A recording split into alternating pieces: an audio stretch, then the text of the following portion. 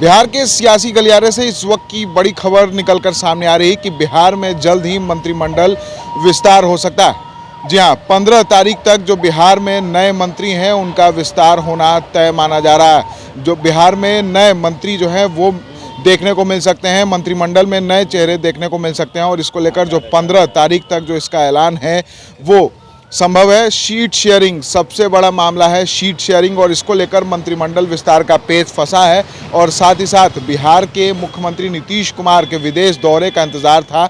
मुख्यमंत्री नीतीश कुमार अब इंग्लैंड से वापस आ चुके हैं। मुख्यमंत्री नीतीश कुमार विदेश दौरे पर थे और इस वजह से जो इंतज़ार है वो लगातार बढ़ता ही जा रहा था, लेकिन अब इंतज़ार की घड़ियां ख़त्म है। और सूत्रों के हवाले से जो इस वक्त की बड़ी खबर निकलकर सामने आ रही है वो ये है कि बिहार में जल्द ही मंत्रिमंडल विस्तार हो सकता है। 15 मार्च तक बिहार में जो मंत्रिमंडल में नए मंत्री हैं वो देखने को मिल सकते हैं। फिलहाल 9 मंत्रियों ने शपथ ली थी। मुख्यमंत्री नीतीश कुमार के साथ साथ 8 मंत्रियों ने जो है वो शपथ लिया था और एक मंत्री के पास अभी फ़िलहाल कई विभाग हैं, जिस वजह से जो कामकाज है उसमें भी परेशानियां आ रही है। जो मंत्री हैं वो पूरी तरह से उलझ गए हैं विभागों के कामों के बीच और साथ ही साथ जो उनके पार्टियों के काम हैं उसको लेकर।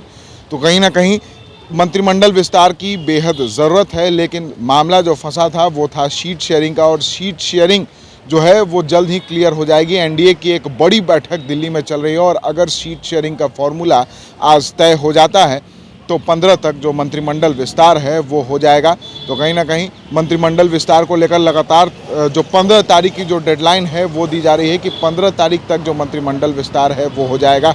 हालांकि अब सस्पेंस ये भी है कि आखिर मंत्रिमंडल विस्तार में नए मंत्री कौन होंगे। क्या जो पुराने मंत्री हैं वो रिपीट होंगे या फिर कोई नए चेहरा जो है वो देखने को मिलेगा। इस पर भी जो पैनी नज़र जो है वो सबों की है कि आखिर बिहार में मंत्री कौन बनेंगे, क्योंकि पहले भी एनडीए की सरकार थी और एनडीए की सरकार में कई मंत्री थे, जिनमें से कुछ लोगों ने शपथ तो ले ली है लेकिन कई लोग अभी बाकी है। कई नए चेहरों को मौका जो है नीतीश कुमार ने दिया था, एनडीए की सरकार ने दिया था।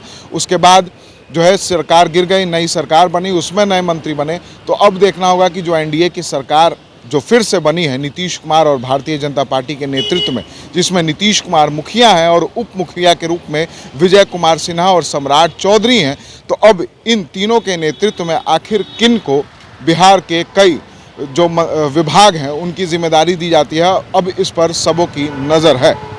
अगर अब तक आपने हमारे चैनल को लाइक सब्सक्राइब नहीं किया तो जल्द से जल्द कर ले। फेसबुक पेज को फॉलो करना ना भूलें। पटना से NBC 24 के लिए विशाल भारद्वाज।